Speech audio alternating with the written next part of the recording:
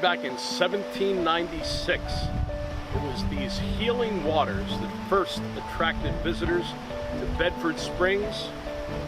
Then a small hotel started, followed by a grand hotel, and then an even grander recapturing of the setting here by the Omni Bedford Springs Resort Hotel. It is one of the grand historic hotels in all of America, accompanied by a fantastic 18-hole golf course that matches the history of this entire property. In this episode of The Traveling Golfer, we not only will take you inside the Grand Hotel and throughout the course, but we'll take you along on a culinary voyage we promise you will never forget. Once again, courtesy of The Traveling Golfer. This lager comes from a place that's been brewing beer for longer than anyone else in America, where men and women have crafted amber gold in the caves below since before refrigeration. It comes from Yuengling, America's oldest brewery, and brings with it all the know-how that doing a thing well for nearly 200 years affords. Yuengling Traditional Lager. Respect. It's earned.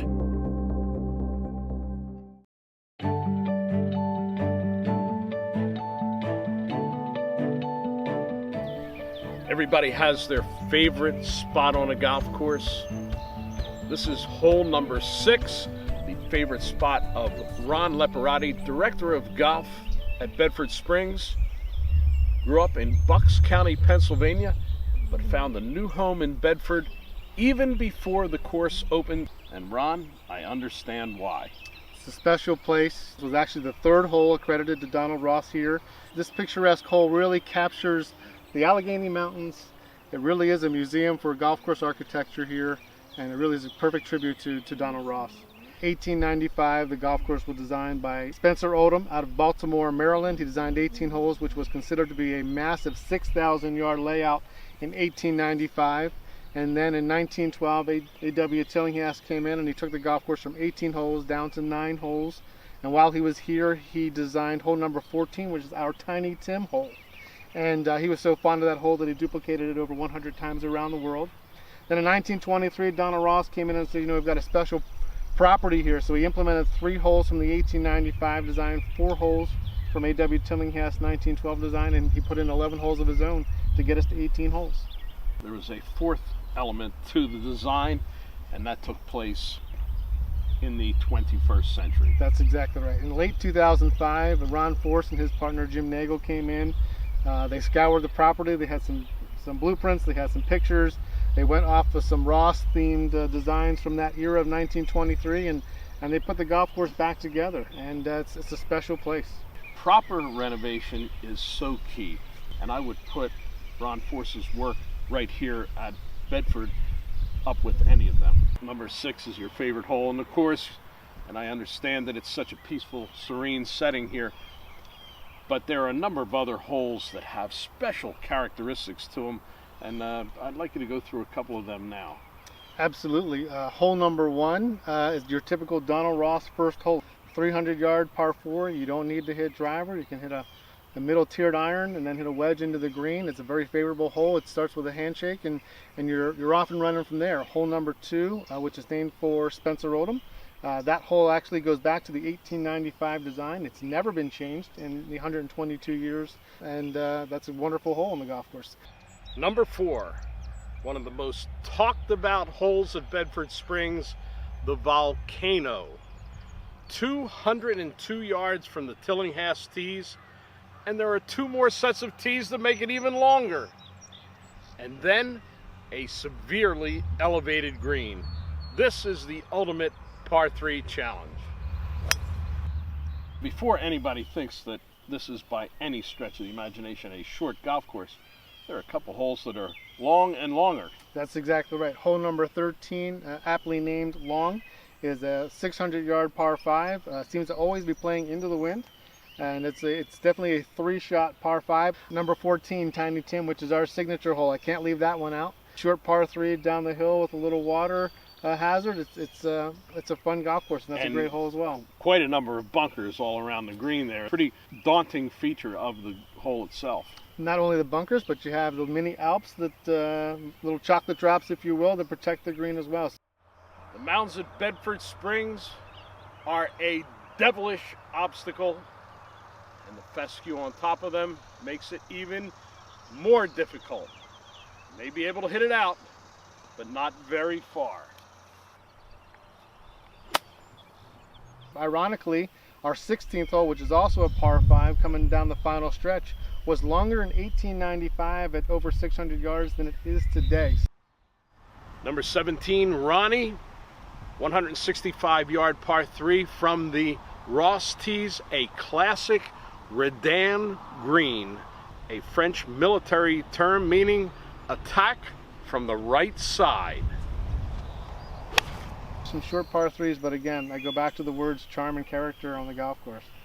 The golf course in general plays longer than the yardage. The course is usually a little bit on the soft side because it sits in a valley.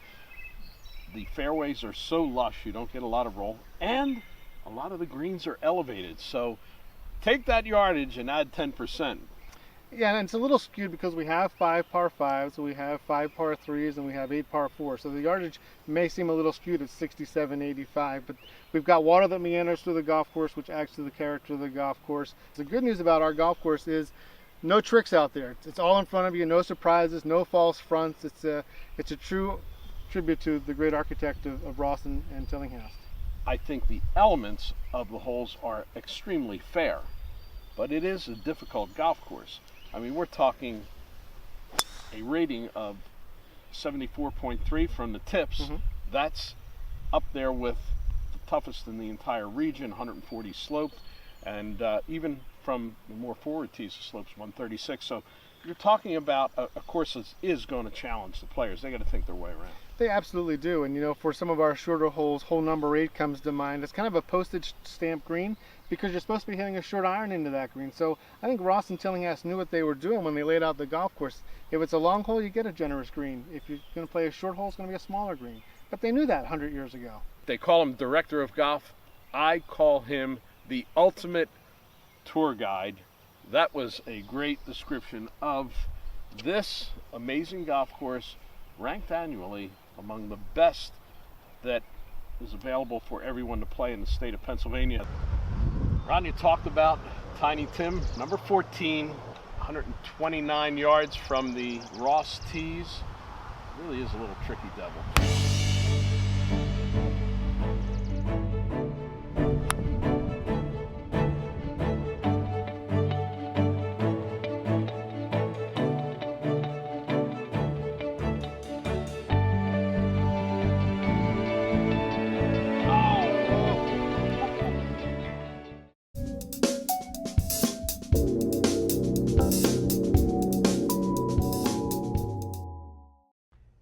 Exotic's fairway woods are legendary in their class for distance dominance, and a new material advantage takes the new EX10 fairways to new heights in design innovation.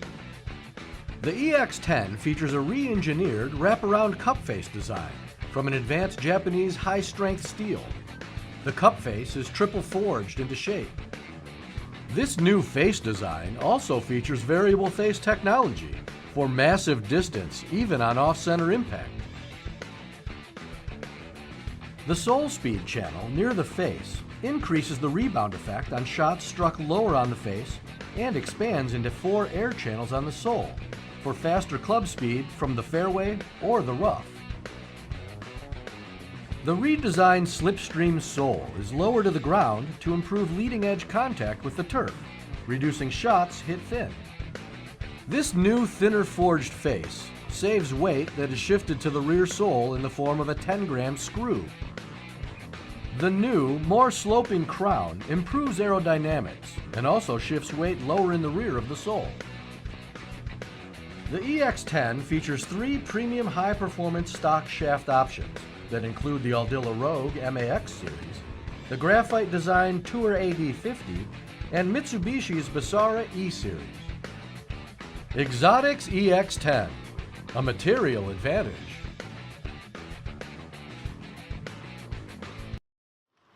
Rocking chairs on the veranda at Bedford Springs, one of my favorite activities, and so too for so many other people. To tell us about it, we've got John HESS, the Director of Sales and Marketing. John, the traveling golfer, is so happy that we found Bedford Springs. This is a place that we love to call home. We've been in existence for 220 years. There was a local doctor in Bedford in the late 1700s that discovered that the Native Americans came about a mile south of Fort Bedford to take it from the springs. And they believed it had medicinal value to them, and he began bringing his patients here. It started out as a 24-room inn called the Stone House Inn. There was stone walls that were 3 feet thick because that was the construction of that time period. And as we got later into the 1800s and about the 1820s, they needed more lodging than what that inn could offer. It has now grown into a great Omni resort, which had a rebirth in the early part of this century. How many rooms now? We are 216 hotel rooms. About 130 of those are in the original historic wing, and then the remaining 80 rooms are in the spa wing, which is all new construction that was completed in 2007. The resort went through many different phases through the 1900s. Towards the end of World War II, the facility became an internment camp for the Japanese diplomats. After the war ended, returned to resorts, came back into fashion, and it went on as a hotel as it had been before. In 1985, we were registered as a National Historic Registry, and then in 1986, the property closed. And the only thing that remained of that property from 1986 until 2007 was the golf course. We continuously offered golf to locals in the community, and they came to appreciate it. In 1998, some investors decided that they really wanted to restore this property back to its glory. They renovated the entire property and created this beauty that we have today. When you walk into the main lobby, you can immediately feel the history, feel the tradition that was there. And over the years, obviously you had so many prominent Americans staying here, even the presidents. Most notably, President James Buchanan called this his summer White House. The only Pennsylvanian who became president. We've also had visits from Ronald Reagan, Dwight Eisenhower, George W. Bush actually played golf in 2012 here. Some people thinking of coming to such a historic, traditional resort like Bedford Springs might not think about bringing one particular piece of equipment, but bringing your swimsuit is mandatory when you come here. We have one of the oldest indoor pools in the nation. It's naturally spring fed, still has the original tile work throughout. We also have an outdoor pool that was built in conjunction with the renovation. It's a beautiful, beautiful setting, the ultimate place to relax. It's such a sprawling facility. It goes the entire length of this hillside along there and gives a wonderful view of the area. You immediately feel a sense of relaxation. And our meeting space speaks to that as well. Meeting rooms and ballrooms that are magnificent. There's one building, the Colonnade building, that was built in the 1840s. It has a grand staircase that goes to every floor. Everything was built with lots of windows, and we have skylights in that area that provide natural lighting. But we've got about 20,000 square feet of meeting space. The focal point of that is our Colonnade Ballroom.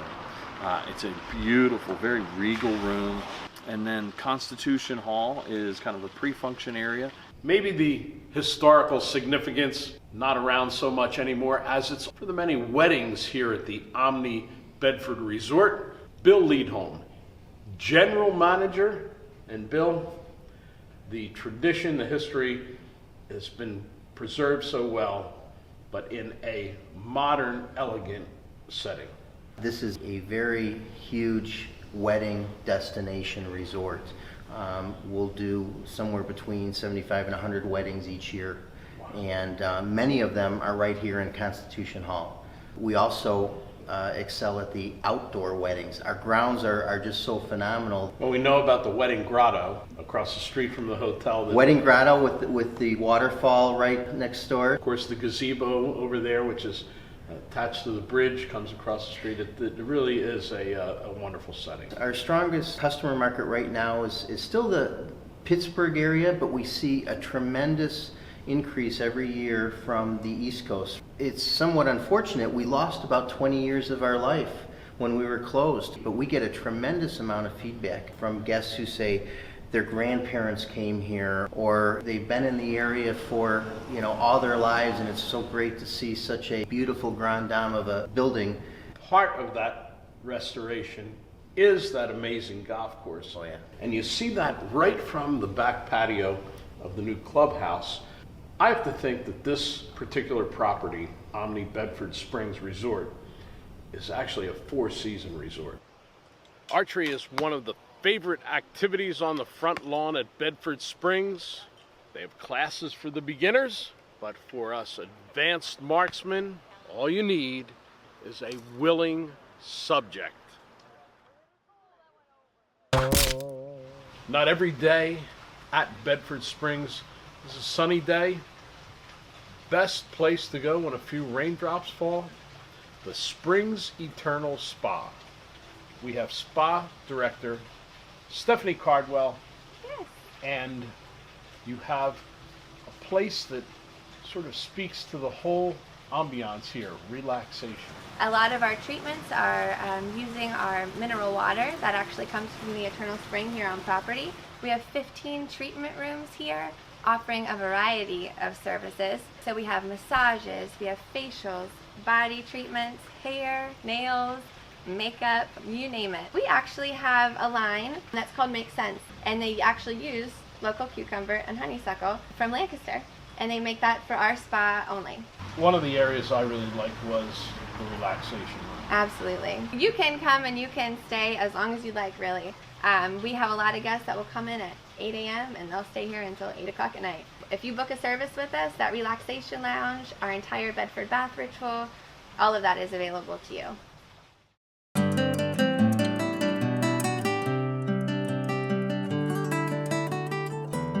I don't know of many places that can rival the culinary experience.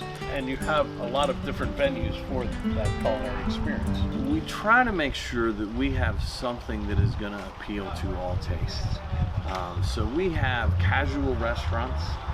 We have the Tavern, which is a very historic feeling. It's been converted to a multi-level bar/restaurant. It has an outdoor area with a fire pit. Adjacent to that, we have our fine dining restaurant. It's our signature steak and chop house, the 1796 run. The Crystal Dining Room at one point in time was actually used as the ballroom. In addition to the Crystal Room, and actually it's within the same space, we have the Pink Room, which is a private dining room that can seat about 20-25 people. We do our afternoon teas in that space. We completed the construction of our new clubhouse, and we opened up a restaurant in honor of A.W. Tillinghast called Tilly's. Has its own gas fire pit, nice patio out back, and it has some stunning views of the golf course. You really do have an experience here. It's not just a term that people use. We have a space that was built. It's called the Chef's Table, and it was originally built to be used for private functions only. But we made a decision to take that space and utilize it as a restaurant. So every Friday and Saturday night, you can make reservations to dine at the Chef's Table. We're going to start off today with a little amuse-bouche. We take 16 guests, what we can see, and we do a prefix menu where we can have a lot of fun with it, do some different things, focus on some specials down in the restaurants, and then we pair it with 5 different beverage pairings, wine, and we do some mixed greens. 6 food courses and 5 beverage pairings. Right, see, the mind was stuck on the beverage once again. Total experience at the Chef's Table, all right in the hub.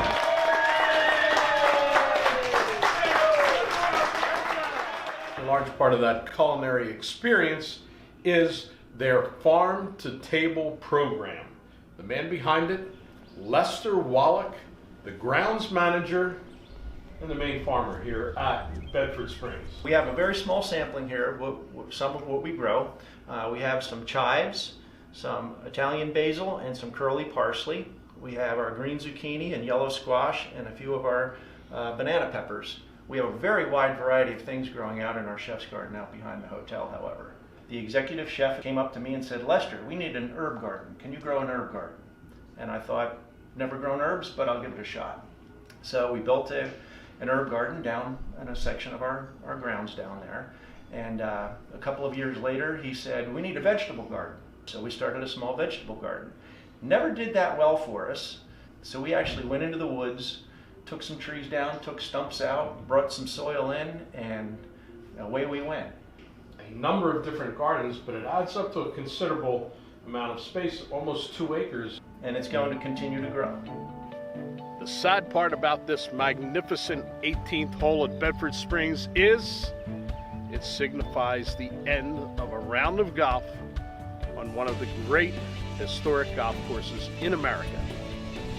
Whether it be business, pleasure, or just to play golf, Bedford Springs is a bucket list place for every golfer in America. And as always, on The Traveling Golfer, we hope to see you somewhere else along the trail. Tony Leodora's golf wardrobe, courtesy of Antigua, the leader in modern golf apparel. Tour Edge is the official equipment sponsor of The Traveling Golfer.